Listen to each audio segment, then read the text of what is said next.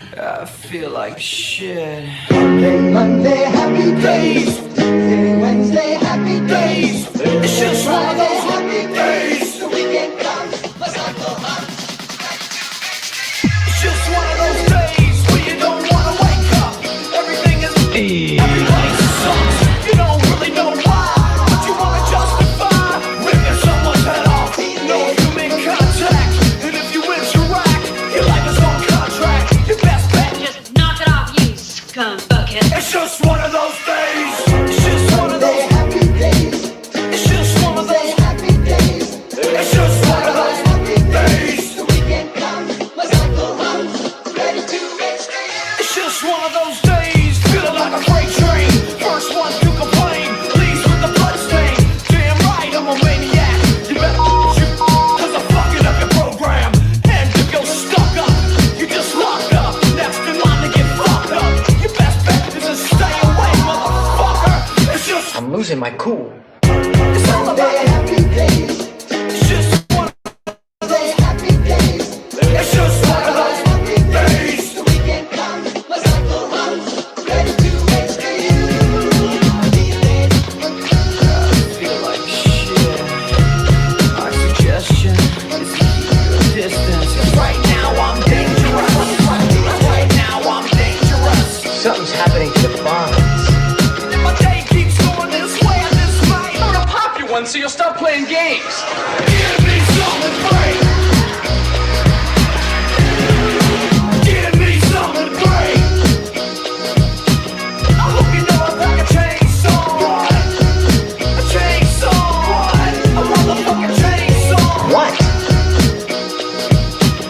So come and get it. What we got here is a case of mistaken identity, you know?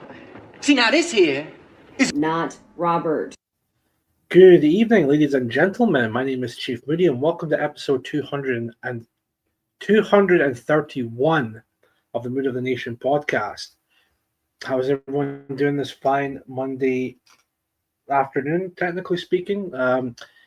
It's been actually a lot better weather as of late, although I have heard that the weekend coming is meant to be raining a lot, which means it's a bit of a balance of both when it comes to good and bad weather. But you get some of the good, but you also get some of the bad. But so yeah, how is everyone? It's been a while. I think the last time I did an episode was about maybe 2 months ago, and I know throughout that time I did say on Telegram I was going to be coming back, and I was coming back definitely, but just never really got around to it, unfortunately. It was just because, I'll just come out and say it. It was just because of burnout, essentially. I've actually also missed the was it the 4th year anniversary for the show, because the Mood of the Nation first started back in, I think it was 2021 or 2022, back in May, and I missed the 4th year anniversary thing, but it is what it is. And again, as I said, I'm just completely burnt out to it. And I mean, I can see not a lot of people are really watching it at this point in time. There's some familiar faces in the chat, which is good. So, like Chaz Smash, Budgie Burger, Tight Scotsman, thank you guys very much for coming along and watching the show.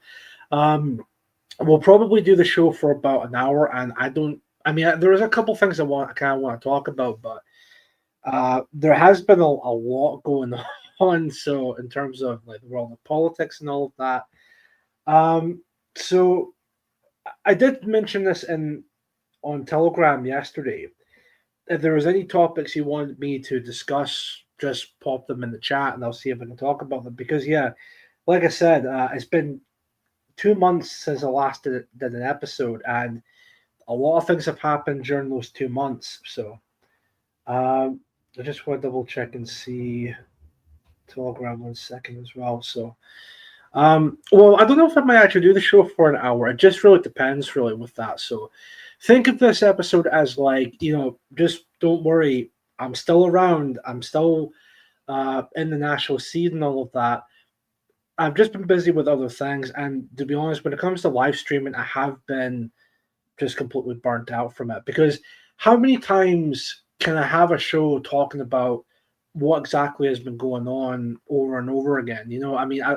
This is now, as I said, the 231st episode of this show. I still can't believe it's been going on for that long or that length of time, which is absolutely crazy. But anyways, Toffee's in the chat. How you doing? Thank you very much for watching the show. Hope you're well, Chief. I'll see you at the camp if you're going. I'm assuming he's talking about the PA summer camp, but it's actually coming up this coming Friday. And yes, I'll definitely be seeing you there because I'll be going to the camp this year again.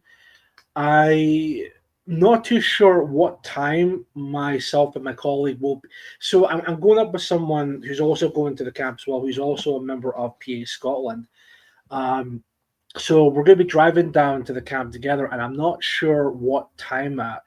So probably maybe late afternoon, maybe when it comes to that, but we'll see. But yeah, I'm definitely be at the camp this year again, and of course hope to see you there as well, Toffee. So that's going to be really exciting. Northern Ireland Riots, Glastonbury, Rasta. Glastonbury I did heard about yesterday, and of course yesterday as well. Well, this early today, I should say, and yesterday, I should say, when it comes to that. Northern Ireland Riots, which I have somewhat been following as well. There was also the LA riots that happened earlier this year. Well, I say earlier, I think there was about maybe like a month ago or something like that, like late May, early June, or sometime in June. That was all because of the whole immigration process that was going on at that point. Where you have a lot of Mexicans who are completely against it, and ICE are like a terrorist group, and blah blah blah, just completely ridiculous stuff, of course. But anyways, so yeah, that's what we're going to be doing here at this point in time. So, like I said, if you have a topic you want me to discuss on the show, just feel free to pop it in the chat. 88 degrees near South Mid's hot. That does sound really hot. But yeah. Ultimately speaking, as I said before, this whole stream is just to say that, look, I'm still around, I'm still here. I've just been busy with other things. And when it comes to live streaming, yeah, during that 2-month period, I was completely burnt out. And now I'm maybe slowly but surely coming back to doing live streaming again. But actually, it probably might be back more and more after the camp or the PA camp this year. Because what I've noticed in the past, every time I go to a PA event, whether it's to do with the PA camp or the PA conference, or even just like if I manage to go to any of their demonstrations or whatnot, like the one I went to down in Leeds with the Samulia demonstration we did during that time, which I think that was it last year we did that? No, I think it was actually late 2023, if I remember correctly. I think October, maybe November of 2023. But I managed to get there in one piece, and of course we did that. So, yeah, what I've also noticed every time I go to these PA events, my enthusiasm for not just for the show, but nationalism in general, it just completely. It's been reignited, if you will, because that sometimes happens. I'm sure a lot of people might go through this as well, where either you're a member of a political party or like a nationalist group or whatever, or even just like being independent and whatnot. You can only take so much info and be completely black-pilled on certain things. And of course, there comes a point where you're just completely burnt out. But once you go to any of these events, then your love and love and support for nationalism just completely reignites, as I said. So, yeah, PA been very quiet last few months. Well, PA, I think it's mainly been, from what I've seen on Telegram, has mainly been a lot of activism and a lot of activities when it comes to that. I think most people with these other regional groups in PA, whilst they're doing that, but I think the main focus at the moment is the PA camp, because we want this to be the biggest, if not probably the biggest camp we've done in a long while. So there's obviously going to be focused more on that. And that, again, that usually happens around about that time. Whenever there's like a PA event, say like around about this time, or even if it's a PA conference, then usually we were more focused on those types of events.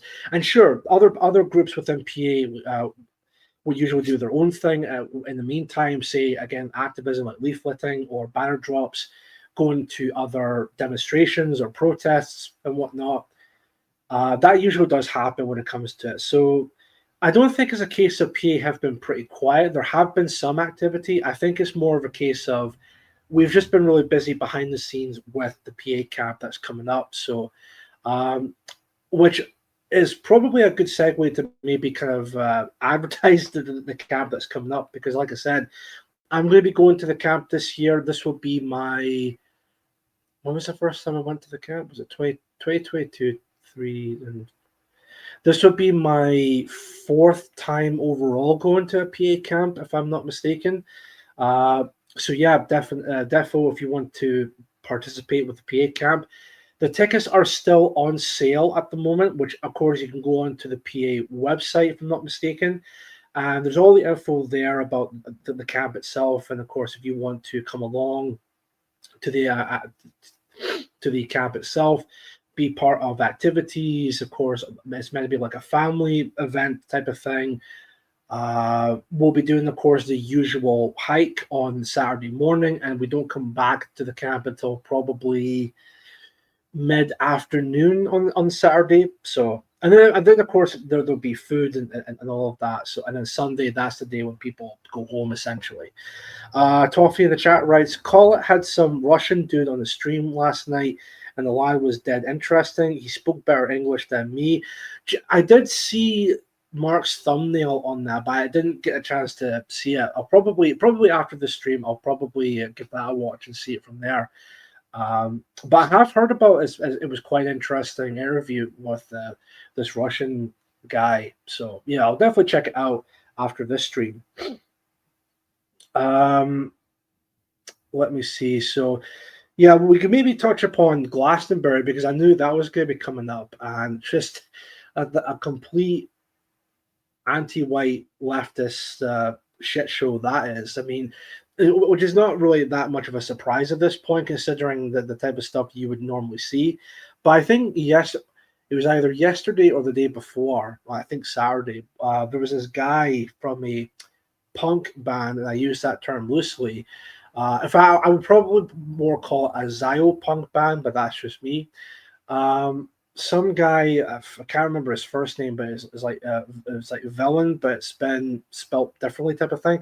Well, he went on stage talking about, like, oh, if you're English and you have concerns about England, basically shut the fuck up, essentially, and just accept your fate, accept the way things are going with demographic changes and whatnot, and just accept the fact that you're going to be replaced. Which, I mean, at this point in time, the mask is just completely off. I mean, these are the same exact group of people if it's English people, Scottish people, Welsh people, etc., white people in general, if they show any slight concern about their nations, the demographic changes and all the stuff that's going on, say like the grooming gang scandals when it comes to that, those same people will turn around and say, oh, that's just a far-right conspiracy theory, you're just looking way too deep into it.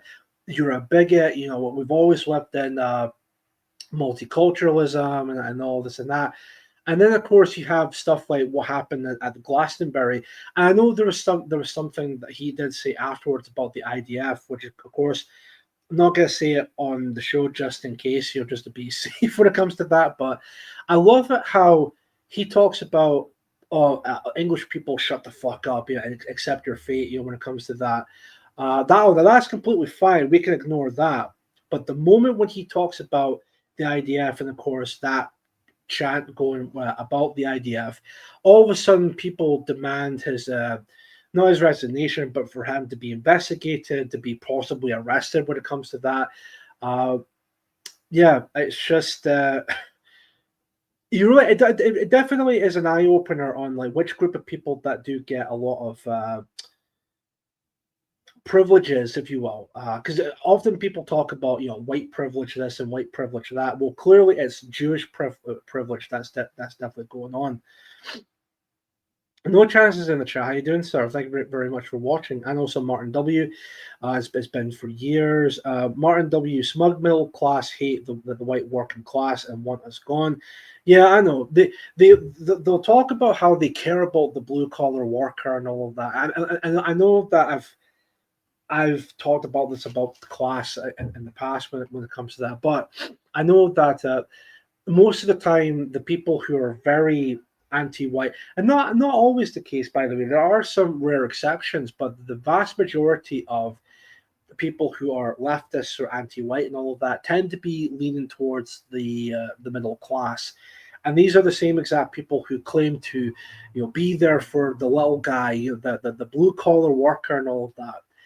Kind of like, what's that silly Billy's name, the guy who actually read a book called Chavs. Oh, what's his name again? Someone in the chat might point out the guy's name, but he's quite notorious for that, in my opinion, where he talks about being for the small guy, the blue collar worker, and all. He's a grand supporter of the middle, not the middle class. What am I thinking? Of the working class. Owen Jones, that's his name. Thank you, Martin. Thank you very much. Yeah, Owen Jones is a prime example of that. Yeah, who claims to be for the working class, but the minute when that working class member actually talks to him and actually gives him their opinions on what they actually think about the current state and things are going, then Owen Jones would want nothing to do with that person. They would think that he or she is a far right scumbag. But he only cares about the working class if they share the same political beliefs as him, essentially. Yep, Jeremy Corbyn is the same. Yeah, I'm assuming it's Jeremy Corbyn, but yeah. Well, in fact, they're all fucking like that. They're all like that. They all claim to be for the working class. And again, I'm not saying every single middle class person is like this. I mean, hell, there's probably people, at least from what I know, people within PA, within other nationalist groups like the National Rebirth Party or the Homeland Party, or et cetera, people who are actual middle class people and are actually somewhat decent people who do care about white people and don't want to see white people being replaced. Obviously that's a case for me when it comes to it. I don't think all middle class people are like this. But I'm sorry, whenever you look at demonstrations and the people who are for refugees and all of that, 9 times out of 10, those people tend to be from the middle class. So, yeah, I definitely would say that all of them are completely like that. So, lots of comments on YouTube about Rasta guy with a 14-year-old girl. There's no question. Sandra Spicy Spanish Salami Sandwich. How you doing? Thank you very much for watching. Yeah, what's this Rasta guy? Is that the guy from the Glastonbury? The guy who actually said about about Englishman and of course the IDF and all of that. Is that who we're referring to? Because if there's stuff going on or things that happen behind the scenes with them and the 14-year-old girl, then that's deeply concerning. If true, that's allegedly when it comes to. This is literally the only. If that's the same person, it is right. And if that is the case.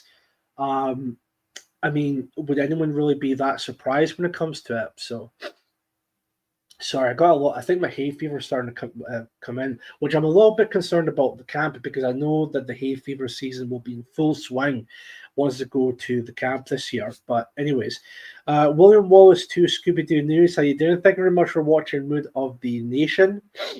Hope you're doing well, sir. Let's see. Yeah, bloody hot down south here today. Yeah, it's been pretty warm here as well. I think we're getting to the point where it's becoming a lot more humid as of late. So it's sunny. It's not like warm, but it's still warm in like early in the morning. But again, more like a humid type of temperature when it comes to that. But yeah, so let me see. Just want to remove that off. There we go. That's fine. Most comments from Mossad, what is that? Let's see. Right. Okay. I wonder if I can actually see something about that. And also, just real quick, yes, Jeremy, his other brother, all right to be fair, fair enough. In fact, I think I met Jeremy Corbyn's brother. I think what was his name again? Because I'm pretty sure he went down to Glasgow for like being part of the anti. It was an anti. Think Pierce Corbyn, that's his name. Yeah, I remember meeting Pierce Corbyn. I actually got like a couple of photographs with him. Yeah, that was pretty funny. William Wallace too would know because if I remember correctly, he was also there as well. So that was that was pretty fun. So, um, what other things to talk? Yeah, is there actually anything else to mention? Because, like I said, there's been a lot going on for the past 2 months. The Les rally, yeah, that's right. It was that rally. Yeah, that was in Glasgow. I remember that. But yeah, anything else to talk about? Because again, it's been 2 months and a lot of stuff has happened when it comes to that. Anyways, again, apologies for the sniffing and all of that, but I'm pretty sure that's my hay fever kicking in. So, which I probably might need to take a tablet for that in a moment or two. So. Like I said, folks, I might do the show for about like a full hour, maybe less so. The whole point of tonight's show is really just to showcase that, look, I'm back. Here I am. I'm still around. I'm still in nationalism. I've just been busy with other things going on at the moment when it comes to that. So, like regional organizer stuff, and of course, helping out with I want to say helping out with the camp, but that's like trying to sell tickets for the camp for this year. And also busy with work type of thing. But yeah, Martin W. writes, I saw Nick Hancock the other day. If anyone remember 90s TV, I'm not sure who that is, but I mean, fair enough. That's fair enough. I mean, I actually could talk about one other thing that I did do, I think last week on Friday, which would be, was it last week, the 20th of June? Wait a minute. Let me check my calendar real quick. So just a week and almost a week and a half ago. So I'm pretty sure everyone has heard about the film 28 Years Later that came out on the 19th or the 20th of June. Well, the point is, I went to see it within the first week, or I think it was on the Friday, the 20th. I know that. I went to see it with a couple of work colleagues. So, and I've talked about on the show before about my favorite films and all of that. One of them would be 28 Days Later. When I say that, I would say probably the first half of the film is great. The second half, not so much. 28 Weeks Later, I can understand why people like that film in terms of like being a sequel to 28 Days Later. I had some problems with it, but I mean, it was all right to say the least. It could have been a bit better, in my opinion. The opening to that film is fantastic, but that's again something that everyone often really talks about. So saying that, we get to the long-awaited third installment, of course, being 28 Years Later. This has also been the first of a new trilogy that's coming out. The second film, or part 2, is coming out in January of next year, 2026. So I went to see 28 Years Later that Friday. The showing I went to was the 7:40 showing. And also, by the way, this would have been the first time in 5 years I actually went to a cinema. I went to the cinema in February of 2020. I went to see Birds of Prey or some. It was like that DC Comics type of film at the time. But the reason I stopped going was because that was when that certain pandemic, if you will, that happened. So I just never really got around to going back to the cinema ever again. But then finally, 5 years later, I went to the cinema again and went to see 28 Years Later. So prior to seeing the film, I have seen the film in terms of the reactions to the film. Like people were saying it's amazing, or this is a worthy sequel. And then there's the other half of people that said, well, this is such a disappointment. What on earth were they thinking when they were making it? So on and so forth.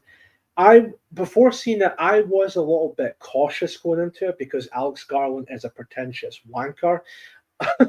If you've seen the film Men, you'll know exactly what I'm on about. Or even Civil War, where he tries, you could kind of tell he desperately wanted to make a point about Civil War, but he didn't want to piss off the two sides in particular. You can check out the film club, the PA Film Club review of Civil War. You'll know, then of course you'll know what I'm talking about. I think Mark, Native is Concerned, and St. Harrison were the ones that reviewed Civil War. So if you have enough time, give that a watch, and then you'll see what I'm talking about in terms of what they're talking about. So, but seeing that, I decided to have an open mind when it comes to 28 years later, considering that yes, Garland is back, Danny Boyle is back, and I think the cinematographer for 28 Days Later came back for this as well. So I was quite cautious, but still kind of excited nonetheless. And of course, we all know the trailers that came out. I don't know if I talked about the trailers on the show, but I remember the trailers at the time. Everyone was talking about it. Everyone was like, "Oh, this actually could be a pretty good film when it's released." So the trailers were amazing. Probably the best trailers we've seen in a long time. Like they didn't give away, but kind of let you guess and all of that. So, but yeah, that was that. So I finally went to see it, and I have to say it was definitely one of the most disappointing films in a long time. It was. This is probably the third time in a row where I went to see a film in a cinema and I was deeply disappointed with it. The first time for me, the first film I was disappointed with when going to the cinema for was Batman v Superman: Dawn of Justice. The next film was Star Wars: The Last Jedi. That was pretty bad. And now, of course, we get 28 years later. Was it woke? I'll get to that. Well, what I will do is I don't know if people have actually seen the film, but I'm actually thinking about. If I'll ask you guys in the chat, do you guys mind if I just spoiled the hell out of it for this part here? Because there's definitely scenes in this film I really want to talk about, but I can't exactly talk about them without actually spoiling the film. So, yes, the film has been out for about almost 2 weeks now, but if you don't want it spoiled, I would say maybe come back to the stream later, or after you've seen the film, and then come back and watch this to hear my review of it somewhat. Or if you don't care, if you want it to be spoiled, then that's completely fine with me when it comes to it, because it's weird because I do kind of recommend people going to see it. Although I think if you if you loved the first film, 28 Days Later, and if you really loved 28 Weeks Later, you'll definitely be disappointed with this film. I bet all the zombies were white. Well, I mean, first of all, they're not. It's a bit of a meme at this point. You know, they're technically not zombies; they're the infected. Well, actually, there's actually it's a majority white cast. I mean, I know the actor who plays Jamie, Anthony Taylor Johnson, I think his name is. He was in the Craven the Hunter movie, and also Kick Ass. He was in years ago.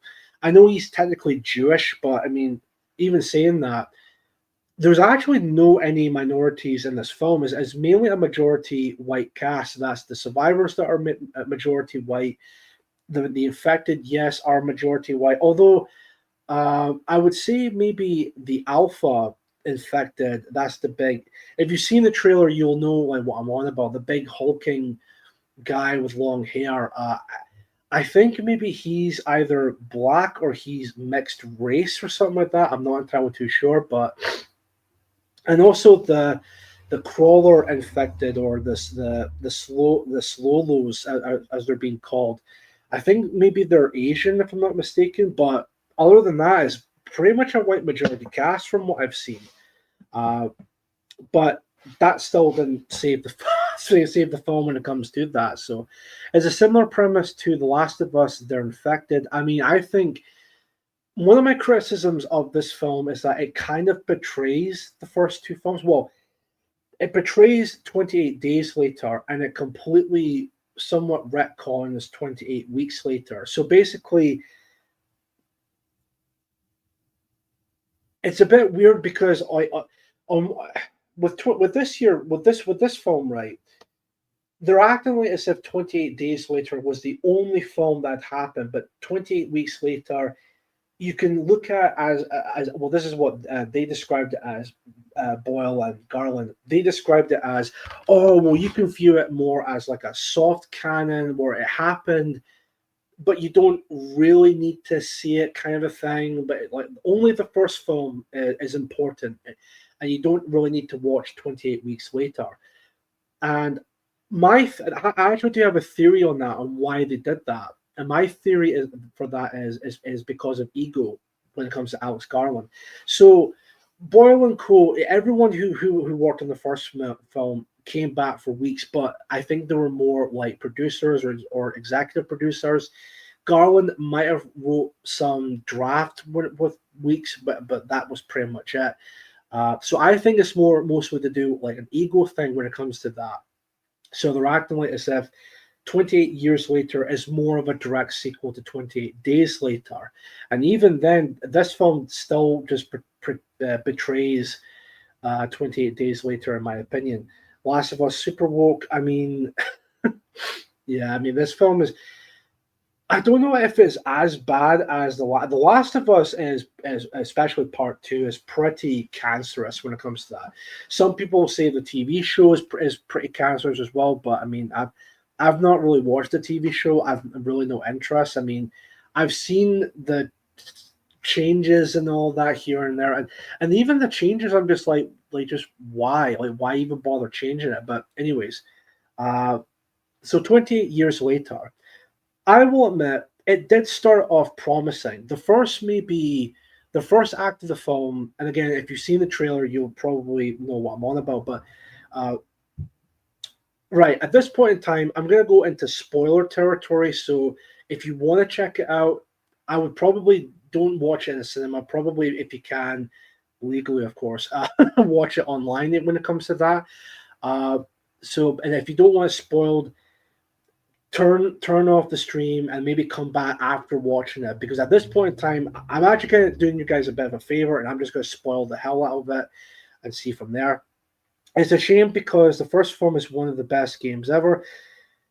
Yeah, with The Last of Us, I mean, I wasn't really a fan of The Last of Us, the game that is. I thought the game was a bit overrated, but after playing it actually a few times in the past, I can definitely understand why people liked The Last of Us, especially the relationship between Joel and Ellie.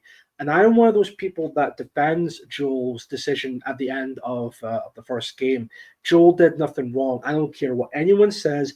Joel did nothing wrong.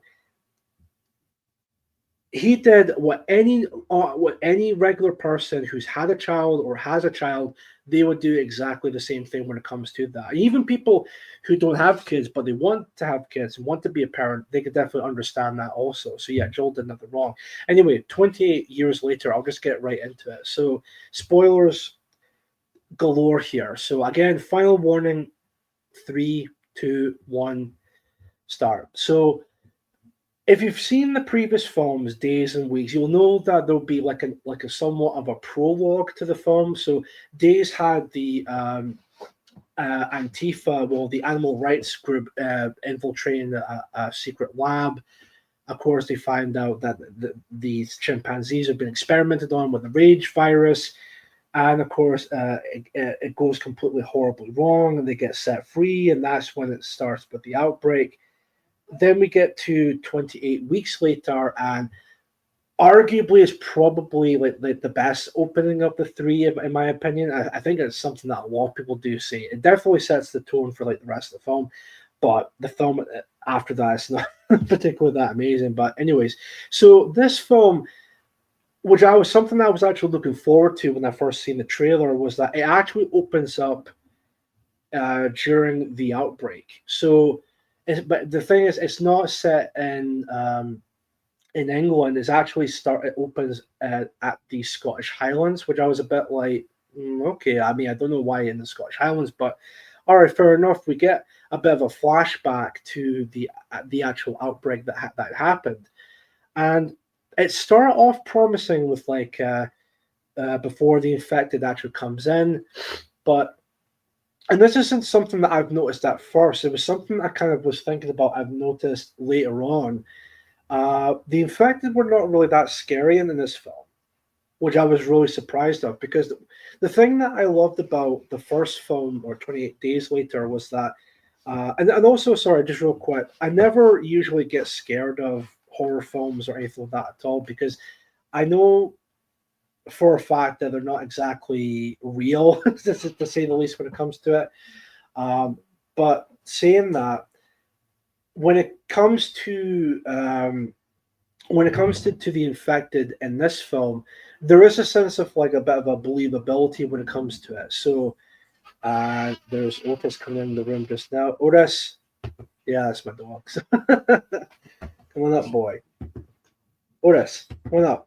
So yeah, with the infected, the thing that I loved about the infected in 28 Days Later, and why I thought they were genuinely scary, was that they were just basically people, but they were infected with the rage virus, essentially. So they've lost their consciousness and all of that, and the only thing that they do have is just pure rage, essentially.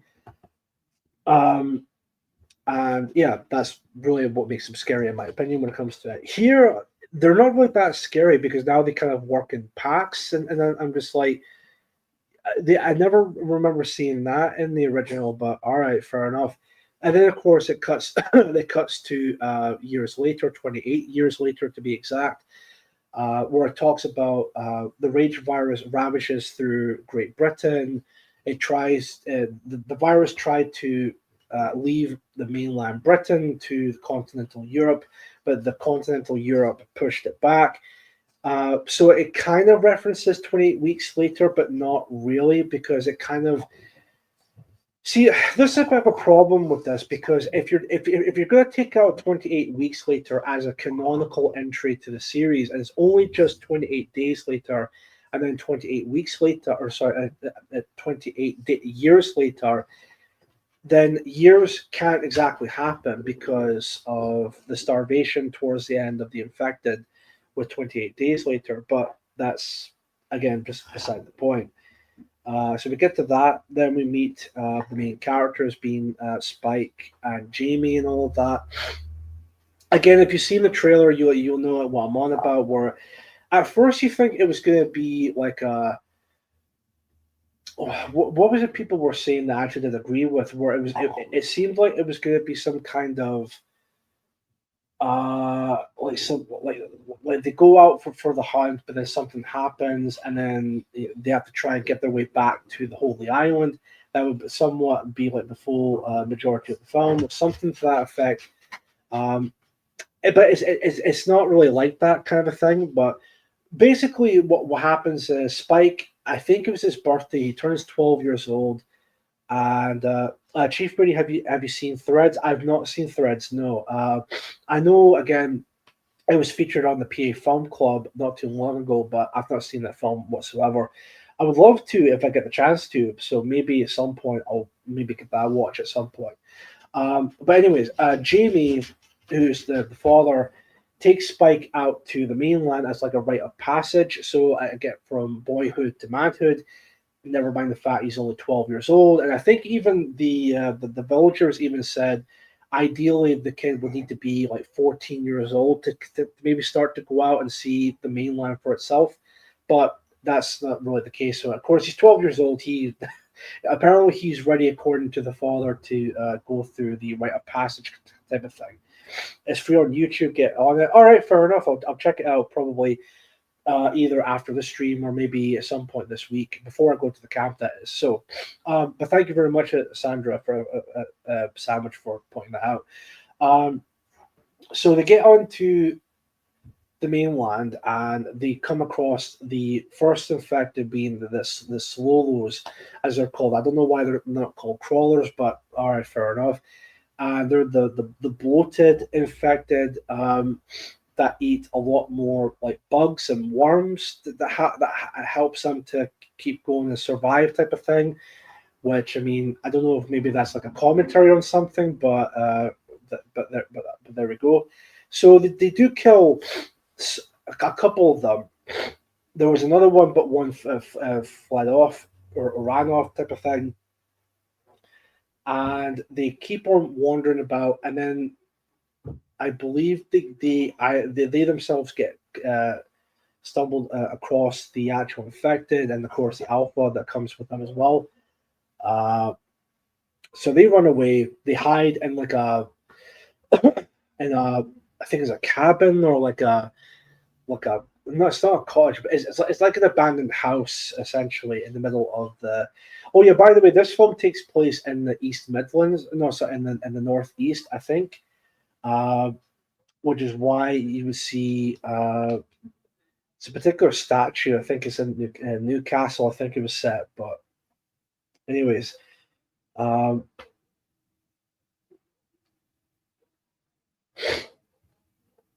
on a sec. I'm just gonna get a quick drink. There we go.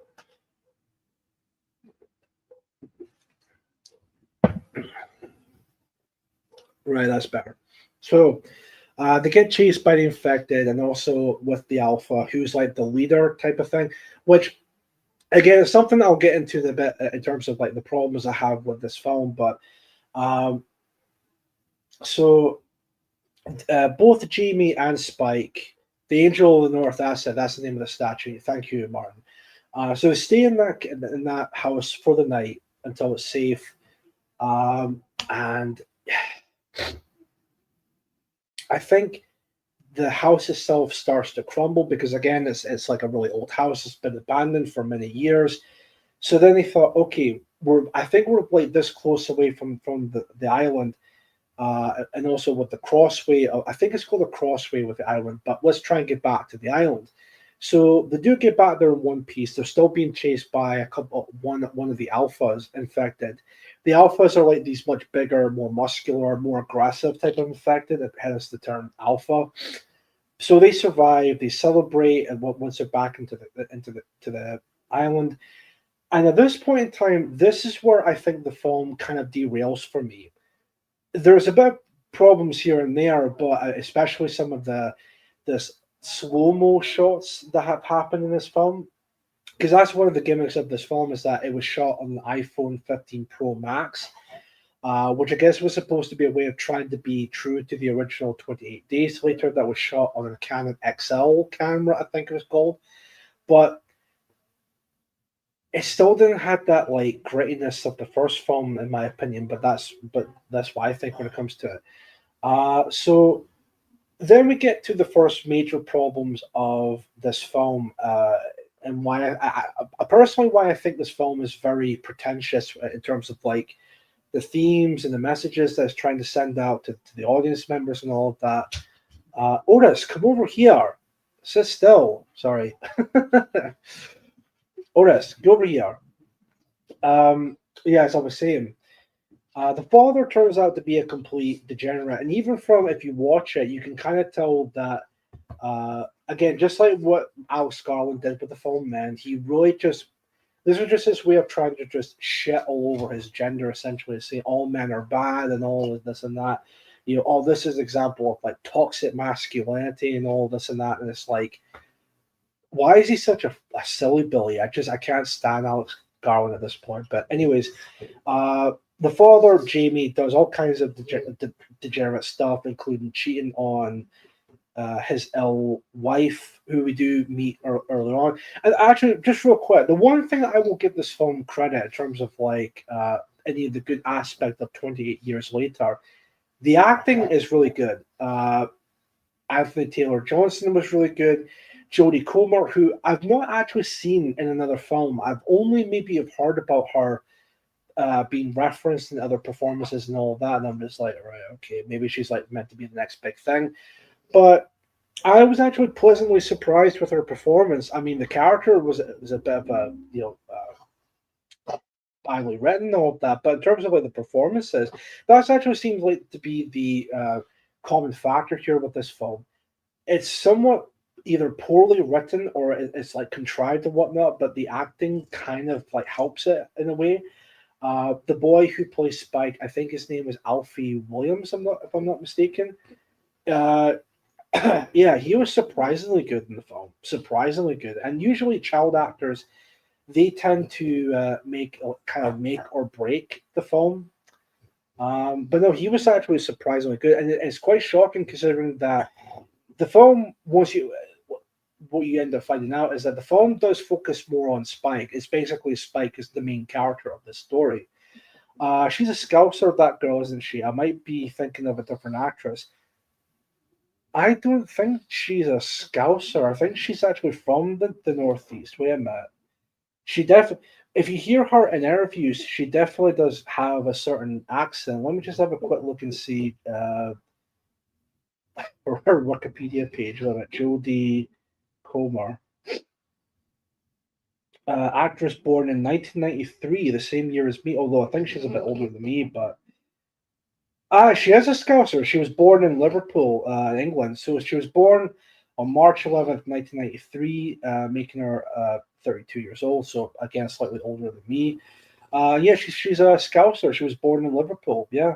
So I thought maybe it'd be like either Liverpool or Newcastle because she definitely has that kind of that accent, or at least she's from that parts of England anyway with that.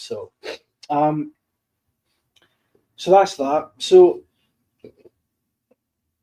we then get into the second act of the film, which is of course is more focuses on Spike and the mother. So the reason why Spike wants to take his mother out to the mainland is because the mother is clearly ill of something. We don't know what exactly it is. We kind of like to assume that maybe she's not necessarily infected, but maybe she's a carrier, or maybe it's something entirely different. Spike basically wants to help her out, essentially, which is kind of commendable, despite the fact he's only 12 and he's going to the mainland, which is like really dangerous. But he then takes his mom to try and find a doctor, who of course is Ray Fiennes' character, Dr. Ian Kelson, who I'll be honest, right. I was kind of expecting his character to be someone who has a connection with the because we do kind of mention or get a mention that he actually did was part of the original outbreak when it first happened. He was essentially there. So I was kind of led to believe that he was a character who experienced, maybe he had involvement with the making of the rage virus, or maybe something to that effect. No, he's just like a regular GP or a general practitioner, I think it's called here in the UK. But anyways, basically, Spike wants to take his mother. Is it Isla, the mother's name, to this Dr. Kelson. Jamie warns him not to do that because Jamie thinks he's completely crazy, and the reason why he thinks that because there was a time, I think 15 years prior, Jamie and a few other hunters just again trying to scavenge for supplies for the island when they were staying there at the time. They come across Dr. Kelson, but from a faraway distance, and they find Dr. Kelson with the row of like bodies all over the place, and Dr. Ian Kelson just takes these bodies and just burns them. There was a point where he was carrying the body.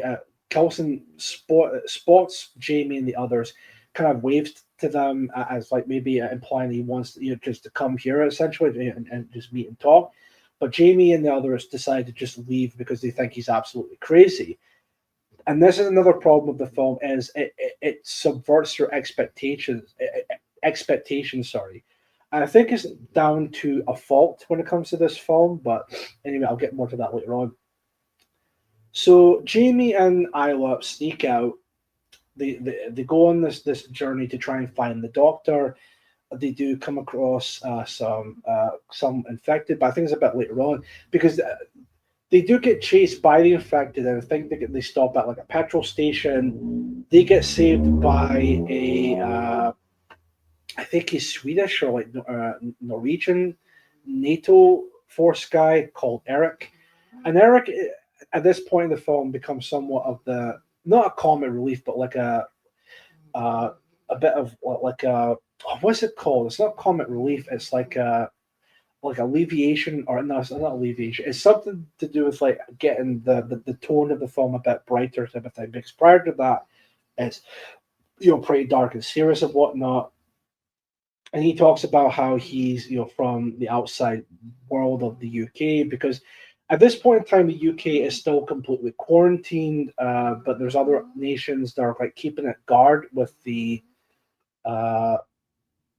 when it comes to that. So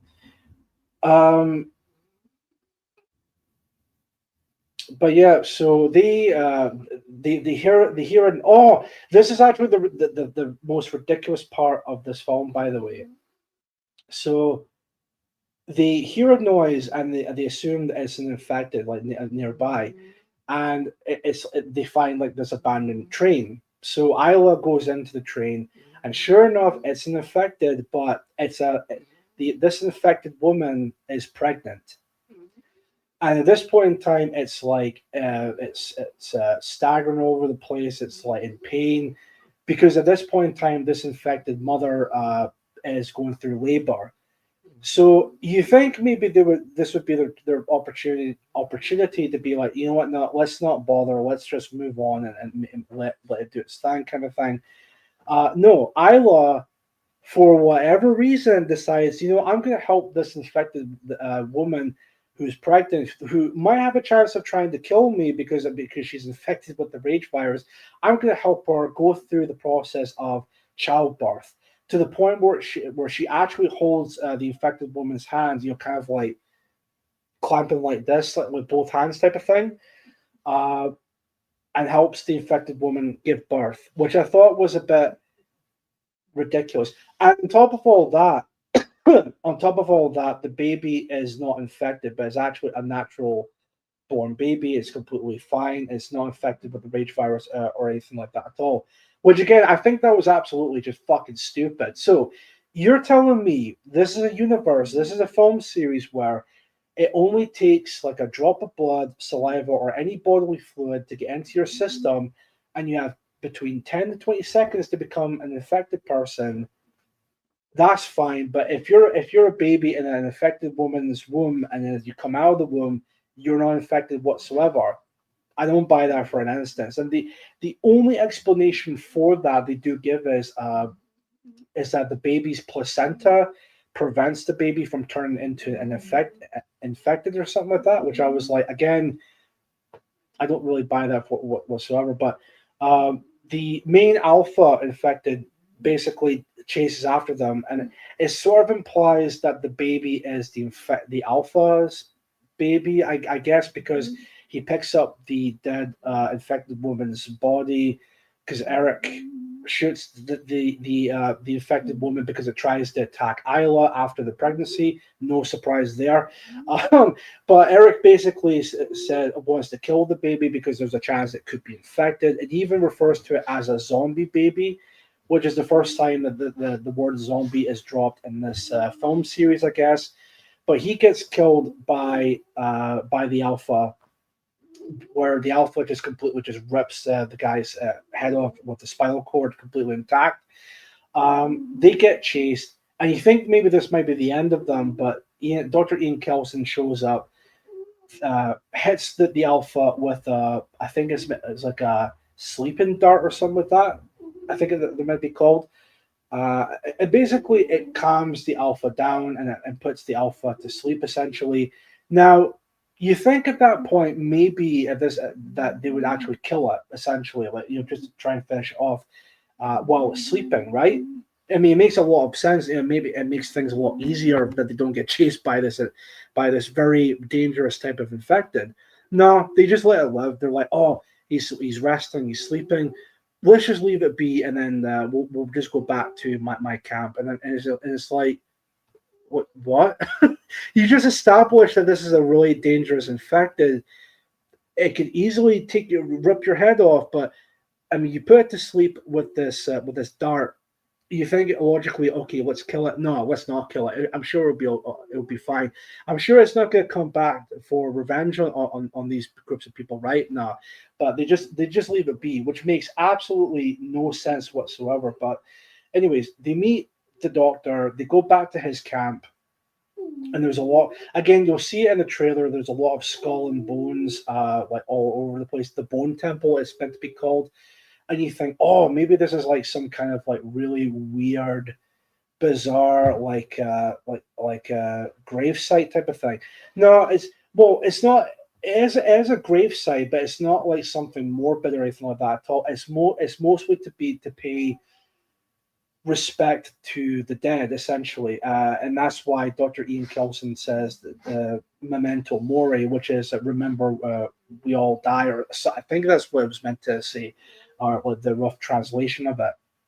Yeah, so again, that's that whole part of the whole subverting your expectations type of thing. But so the doctor checks up on Isla. You find out she has brain cancer. And I think it's terminal, so they can't really do anything. So basically, she wants to die essentially just right then and there. Spike wouldn't have it, understandably so. But then to Dr. Kelson, this is like a way of teaching Spike about the ways of about life and death type of thing, and it just becomes like the whole second act is just more about the I don't know what you would call it. It's like this. It's like this. Philosophical take on like life and death type of thing, and you're just like why are we seeing something like this? But all right, fair enough. So that's that. So oh yeah, just before they go back to the island, the same alpha from the train earlier, he comes back to the Bone Temple to try and find Spike and the doctor. Which, of course, who never saw that coming, right? You think, again, they would kill the bastard thing, but they don't. So instead of that, he wakes up and actually chases after them. They hide in a little bunker, but then the Alpha finds them, and then you think, oh, maybe this might be it, that this might be a bit of a cliffhanger type of thing. But no, it doesn't. Spike puts it to sleep with another sleeping dart, and then they go on their merry way. Spike takes the baby back to Holy Island, but he doesn't go back to Holy Island because he's kind of suspecting that his dad would not forgive him type of thing because they went out against his will type of thing. But he takes the baby back to the island while he remains on the mainland Britain. Again, despite he's only 12 years old type of thing, but I guess it's something that we'll see in the sequel. But here's the worst part of this film, in my opinion, right? This is the ending. Now, this is something that they're supposed to be setting up. Because like I said earlier, this is supposed to be the first part of a trilogy that sets... This ending is meant to set up the next part of the trilogy, which is part 2, the Bone Temple. So... It's a bit bizarre because like it plays a song from 28 Days Later, and it's the same song you would hear Jim wandering through an isolated London, is that song. And that's what probably the only scene in this entire film I was like, oh, this feels like 28 Days Later. Like this actually feels like it could be connected to that film in this way. Well, that gets completely shifted when Jimmy shows up. Now, this guy with an upside down cross and all that, with a tracksuit and a white, I'm assuming is his hair or like it's a wig or whatever. It looks like Jimmy Savile. I'll get to that in a moment. You find out that's the same Jimmy from the start of the film with the flashback opening with the outbreak. Because that boy is named Jimmy, and of course that's the same boy who grows up later on. And I shit you not, by the way, this is the part where people are not going to believe me when I say this, but Jimmy comes back. He's still around with in the wasteland. He has this group called I think they're called the Jimmies, but basically they're a group of Jimmy Savile impersonators who have like bats and swords and all of that. And it's like watching Power Rangers when they're fighting all of the infected. And the music on top of that is like a metal cover of the Teletubbies theme.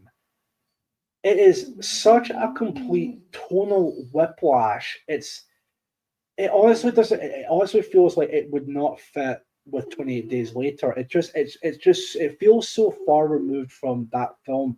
Like it's like a completely different. It's either completely set, completely different universe, or even it feels more like a parody of 28 Days Later at this point. But they kill all the infected that were chasing Spike. Jimmy introduces himself to Spike, and of course that sets up for part 2. Which I mean, after that, I was thinking, nah, nah, I don't think I'll be seeing the second part anytime soon. But that's my well, I wasn't exactly sure, but I was trying to keep it as like brief as I possibly can with the film itself. But I would definitely say like check it out. Don't go into the cinema and see it. Maybe try and find it online if you can. But illegally, of course, that is. And yeah, it's definitely one of the most disappointing films of this year. And yeah, that's all I have to say on the matter when it comes to it. So, anyone heard from Tola recently? I haven't got Telegram. I thought I'd seen him post something on Telegram, or maybe this was like a while ago, but I'm pretty sure Tola is still around. Maybe he's again busy with stuff when it comes to that, but yeah. So it's just 6 minutes past 7. Yeah, that was a bit longer than expected. I apologize. I tend to when it comes to stuff like that, like I do kind of like go over when it comes to talking about with that. So that's my review or my description of when it comes to it. But 28 years later, I'm not really looking forward to the sequel coming out. It's this film definitely ruined it for me, type of thing. But that's my opinion on the matter. So I think if you guys wouldn't mind, that's going to be the end of tonight's show. If you don't mind, I did say I was going to go for about an hour or so when it comes to it. Might not be like a spectacular show type of thing, but again, the whole point of this episode tonight was mainly just to showcase it's back. I'm back. I'll try and maybe do more streams again on a weekly basis. I think I might push the show on a Saturday now. Actually, now I think of it, it's probably the only day of the week that I'm actually able to do a show when it comes to that. But maybe not this coming Saturday because, like I said, I'm going to be at the PA camp. So maybe the following Saturday, but we'll see. So, but yeah, that's going to be it for tonight's episode. I'm not going to play like an outro song or anything like that at all. Again, because I'm just wanting to call an end to the show today if you guys don't mind with it. But thank you very much for watching. I'll be back. I'll keep you guys updated and posted on when I'll be back for another episode. So it won't be this Saturday or even next Monday or anything like that. I'll probably do an episode on Saturday. Hold on, let me check my calendar. Saturday, if I can get up here, maybe the 12th, maybe of July. But we'll see. We'll definitely wait and see with that. So again, I'll keep you guys posted on Instagram and see from there. Good stream, Chief. If anyone is looking for a podcast to listen to, the Jake Shields fight back with the USS Liberty Survivor is quite good. I have heard about that, but I haven't got the chance to see it. But there we go. Right. So thank you very much for watching. Again, I'll keep you guys posted on when I'll be back for another stream. And then see you all from there. And thank you all very much for, and of course, tuning in tonight. You've been watching the Mood of the Nation podcast, and I will see you all in the next episode. Take care, stay safe, enjoy the rest of your week, and I will see you all next time. Thank you all, and good night. Take care.